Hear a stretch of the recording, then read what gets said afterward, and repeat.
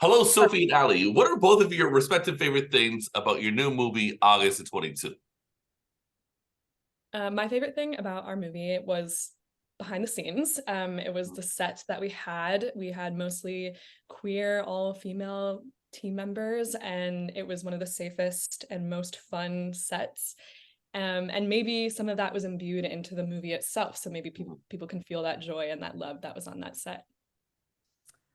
Yeah, that's a really good answer. I'm like almost tempted to say the same, but I think my favorite part of the movie is the movie itself. Kind of when I was writing it and we were making it, I was setting out to make my favorite movie, and I did. Yeah, so yeah, Ali, you wrote the character, wrote the scripts, and you Yes. performed the lead. Yeah. So tell me about the dimensions of that you bring here. Is it different? Like it must be different, obviously. Tell me about that. Yeah, I think, writing it knowing that I was going to play Cal was a different kind of writing experience than I have when I'm writing something that like I know for a fact I'm not going to be in or I'm not Mm, like interested in being because I can be really, really specific about I Cal is a part of me, of course. Like it's, to an extent semi-autobiographical, and Cal represents absolutely like the worst version of me. So we all live with that, so I know who that person is. So while writing it, I think Cal was so lived in and ingrained in me that I was able to inform the script itself with some of her mannerisms and speech patterns and conversation patterns with the people around her, in a way that was maybe slightly more lived in than if I wasn't playing her and didn't know I was going to play her. um yeah. cool. And Sophie, what did you think about the script the first time you read it? I loved it immediately. I resonated with it a lot as a person that had just had her own August at 22. And yeah, I remember specifically the coffee shop that we were in when, Ali and I embarked on the journey to like actually putting the movie up, like taking it off the page. We were in the Irving Farm Coffee in Upper East Side in New York. So it had like a great impact on me. And, it's the first feature I've directed. It's a very special project. And, I personally resonated with it, but it's also just now like a really important step in my filmmaking career. Mm. So very grateful to Ali's beautiful writing for that. And Ali, do you feel having watched Sophie direct that it gave you some groundwork maybe for if you wanted to approach directing your next scripts? Oh yeah, I'm like pretty dead set on directing the next one, but I'm Mhm. incredibly grateful to Sophia for directing this one, not only because she's a fantastic director, but because, we've been friends for such a long time and she knows my mind and really, helped bring it to life in a way that felt so seamless. Like it was such a collaborative experience. But yeah, I mean, of course, I think getting to collaborate with your best friends, you learn a lot from each other constantly, on and off kind of screen and page. So I'll definitely be taking a lot of what I learned from Sophia as a director into my next directing endeavor. Nice. One thing that really struck me very early on into the movie was how relatable it felt. I Mm, felt like, oh, I know people like this, or maybe I was kind of like this at some point. I'm not 22 anymore, but I was yeah. once. So what were some of the ways that feeling of reality was constructed in the filmmaking? Uh, I mean, so like using a lot of our friends from real life and people that we Mm, knew from acting school, I think was really helpful. mm, Like for example, Jorge Felipe Guevara was from the same studio and we met in a like summer intensive. And when we were casting, we had them read a different role actually, and then had them stay and read Bobby. And of course they were perfect. Like their performance in the movie is incredible. And I think like because Ali and Jorge knew each other, they already had somewhat of a rapport already. And I believe Lily, Kay, and Ali were in an intensive together, and so they already had a rapport. Yeah. Yeah. And like a lot of the extras were like friends that we were begging to just like take one day in their weekend. We're like, we'll have pizza, we'll have veggie straws, like Yeah. There was so much camaraderie just on and off set, and I think that you could really feel that on camera. We were all like, it was just such a collaborative and positive process, and that's definitely felt. I think in terms of how relatable it feels, also like we've all kind of had our first love and had our first kind of crushing moment where you realize that like it's not going to work out for you. We've all felt like, kind of the loser in the room and felt like we've had to win people over. I think a lot of Cal's insecurities are just very universal, even though she's having this very specific experience. And I'm also of the mindset as a filmmaker that like the more personal, the more universal. So, I totally agree with that. Yeah. Yeah. 10,000%. Yeah. So I don't know, like how you feel about like terms, like the term, like, relatable or like naturalist or like realistic. But if you had to like pick another movie that had that kind of vibe similar to this, maybe you get like pair it with like a double bill with your movie, what would you pick? Oh my gosh. Potentially different but similar answers for this. Sure. I would choose Appropriate Behavior.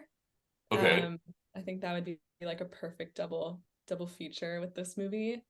I love that movie. I think like it really captured similarly like New York queer woman experience. And I'm not sure how old they're supposed to be in that movie. I think they might be slightly older than Cal. But it would be fun to have sort of like the younger version of like the character and then Appropriate Behavior with like a late 20s, early 30s version. That's a good answer. I think, yeah, Appropriate Behavior was definitely one that we looked to. I think from a naturalistic perspective, I was so influenced. Our script is written, of course, but I think I was really influenced. We were influenced by the mumblecore movement. Yeah. So makes sense. you got it. So I think that Nights and Weekends, which is a very early Joe Swanberg and Greta Gerwig film, which like you can't even like find it on the internet. You have to like pirate it or buy a DVD version. I think that really, really that would make for a night. Maybe it's like nights. It's going into like polishedness. So it starts with Nights and Weekends, then August at 22, followed by Appropriate Behavior. Do a triple bill. Why not? How many hours of conversation have you both had about this movie together? Before or after the process? Like the entire process, like even now. A year's worth. A lot of. Totally. And how do you guys usually talk? Face to face, over the phone, Zoom? Text. We text all day, every day. But we also see each other all the time. And yeah, it's usually like text or in person for sure. And certainly a lot of it. Yeah, Nice. Lots of co-working sessions where we're just working next to each other, but we're really just gabbing. Well, I bet it's a bit of both. You come in, you say, hello, how was your day? Da, da, da, da, this is happening, this is happening, this is happening, and then work it in the movie too. A little bit of handing out, a little bit of work. Yeah. Yeah, it depends on the day because sometimes we'll come in and be so prepared to do a full day of work, and then we'll wind up being like, oh my God, like we need to talk about something else. Like it completely goes awry. We both have ADHD, so you know how that goes. And then there are other times where, we sit down and we have a marathon session at a coffee shop from like 8 a.m. until it closes. So it sort of just depends on, I guess, our internal pressure. Yeah. I was one of those people working on a script at the coffee shop, and I think the staff just hated me. Oh my gosh. No, as a former barista, I loved when people would do that. Fair enough. So what would you say the other one of you had as a defining moment for this film? Like speak for the other person? Yes. What was the Ooh. other person? What would you say their moment was that they really shined? Oh, I have to think about this. Allie had so many moments. Uh, Honestly, oh, like I'm sure there were, but what's one that jumps to mind?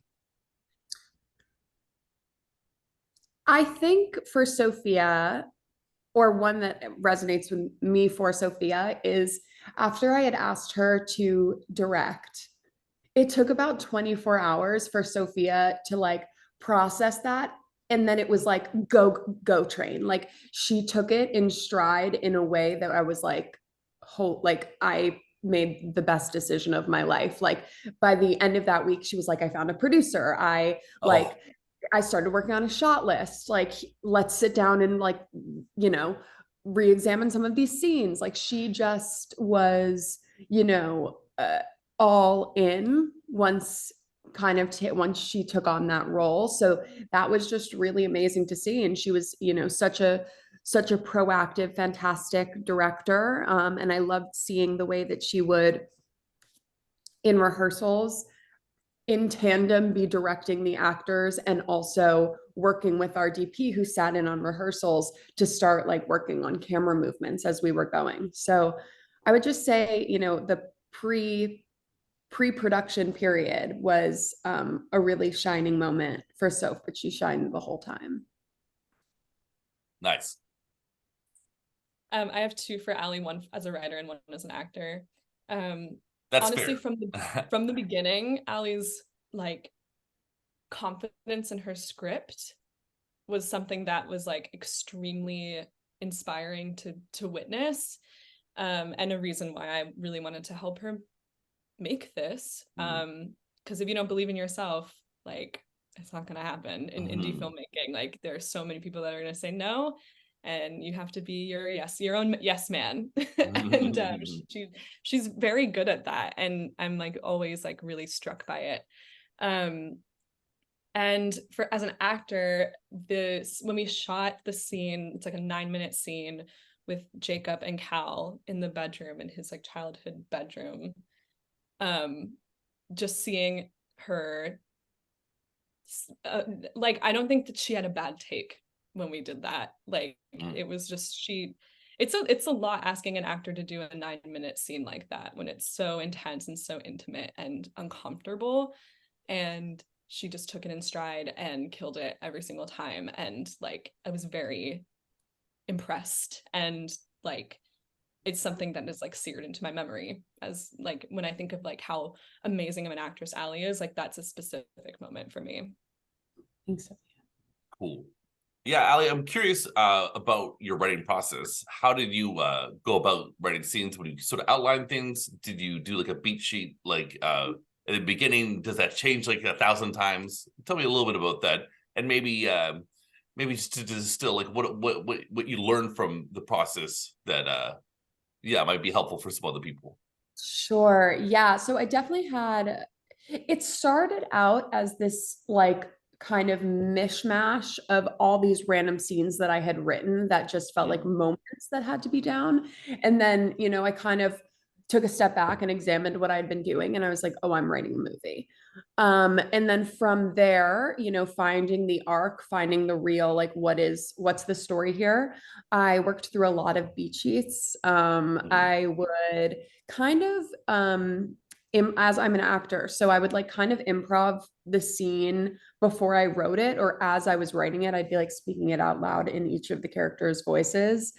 Um, and then, you know, make it through a draft and then be like, I hate this. This scene doesn't like make sense as the precursor to the following. So then I'd have to like go back and kind of rearrange. So it was a lot of beat sheets, a lot of improv, and a lot of rewriting. Cool. And is there a script writing book you like? Well, we both went to Boston University, so I mean, I'm gonna be really, really on the nose here and be like, save the cat. But Yeah. I honestly didn't even really look at any anything, I think one of the best pieces of advice I've ever gotten from like a filmmaking or screenwriting class was read the scripts. So Yeah. I have like a database of films that are, you know, my favorite films, my least favorite films, films like just like I truly have like probably 1,000 scripts. That's Um, amazing. yeah, oh, thank you. It's illegal? Like you Sure. have like the paper of the scripts, like a I thousand have scripts.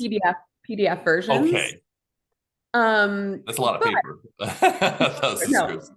So there are databases though you can like find online, of course. Oh yeah.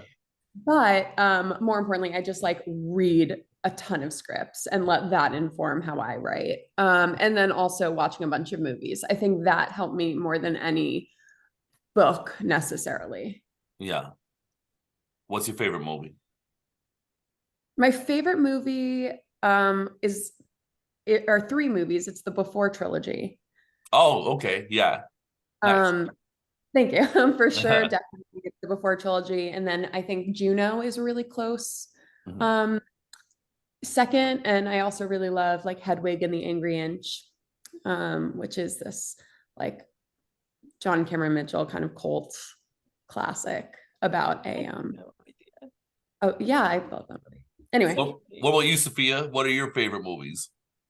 I love Birdman.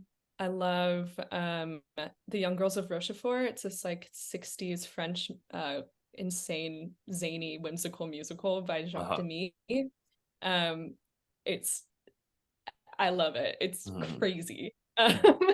And gosh, I also love